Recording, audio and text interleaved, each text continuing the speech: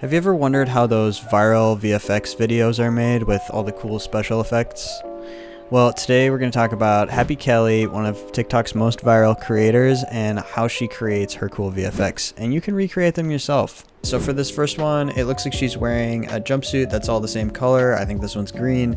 It could be any color clothing as long as it's different than the background. Let's take a look at how to do this. When you're recording, make sure that you fill the frame like I do here in this clip. That's going to allow our green screen effect to transition to the next clip. Add the Ultra Key effect to your clip.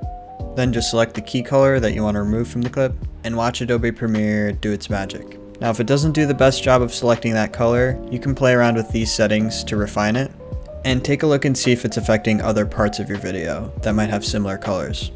If it's spilling over into other similar colors, just add a mask to the part of the video that you wanted to affect. And if you have motion in your video, you're just going to have to keyframe the mask so that it sticks to your subject. You can click these arrow keys to give Adobe a shot at doing it automatically, and then make any corrections if it didn't get it quite right. And that's about all it takes for this effect. So we have two effects going on in this one. We got obviously the color change in her suit, and then we have the freeze frame effect. Let's break those two down. For this one, just apply the change to color effect to your clip, select the color you want to change, and then pick out a color that you want it to change to. You can select the stopwatch to the left of the 2 option in order to change the colors at different times throughout the video. Now onto the freeze frame effect. For this one, we're going to have to use Adobe After Effects, and you'll see why in just a second. The first thing you want to do is find the frames that you want to freeze, and we're just going to do one in this example, but you can obviously do as many as you want. I'm going to duplicate my layer so that I can separate out that exact frame that I'm going to walk into. Then I'm going to right click on my layer, head over to time, and click on freeze frame.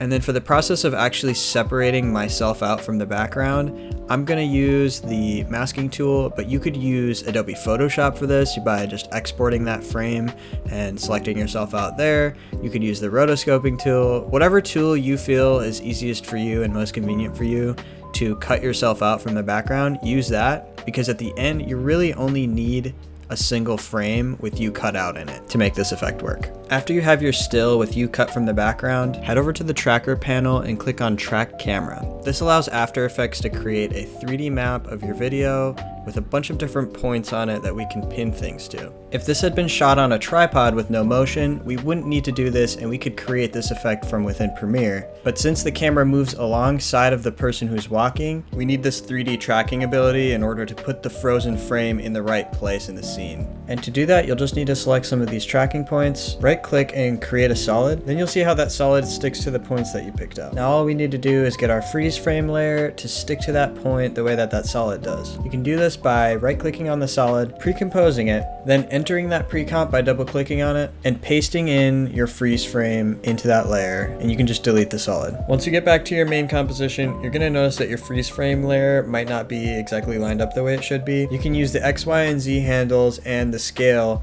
to kind of work it back into its original place where it should be. Once you get it to match, you just got to cut the top clip right where it matches the underlying clip so that it looks like you're walking into it and the video just picks up where it left off. That's it. By the way, if you think this is a useful video, you can actually let YouTube know by hitting that like button down below. Okay, love you. And this last one is just a simple tracking effect. You can do this in any video editing software. I'm going to show you how to do it in Adobe Premiere. Start off by showing rulers and guides. This way you can kind of draw a box around whatever it is that you want to track in your video. As you can see, I picked my eye because I know it's not going to be obscured by anything throughout this video. Then click the position keyframe stopwatch, and from here you're basically going to go frame by frame, moving your video over so that whatever your subject was at the beginning stays in the box just like this. Quick trick for this is you can double click in your program monitor on the video, and then you can use the arrow keys on your keyboard to move it around quickly, or you can just drag it with your mouse. To move your video forward a frame, you can just click anywhere in the timeline panel and press the arrow key to the right, and then you can just single click back on your program monitor and you'll still be able to move your video around without double clicking on it. I really would only recommend doing this for like super quick segments since it's so time consuming. If you want to do this for a longer duration, I would recommend using After Effects because it has like an automatic tracking function there. Let me know if that's something you want to see in a different video. Then the last step is just to scale up your video so that there's no black bars on the sides from when it was moved over. And one last bonus tip is if it's looking a little choppy, that's probably because you're doing a keyframe every single frame. So what you could do is you can delete every other frame and it kind of smooths out the movement of the video. Generally, it's good to keyframe every single frame, but depending on the movement, if it's kind of all moving in the same direction for a span of say 5 frames or whatever, you could get away with not doing every single frame. It just kind of depends on the video. But that's about all you need to know for this very popular effect. That's all I got for you on this video. Make sure to comment down below which effect you like the most, and if there are other effects you want me to cover, drop a link down below and I'll check them out and maybe cover them in a future episode. With that being said, take care, have a good day, and I'll see you in the next one.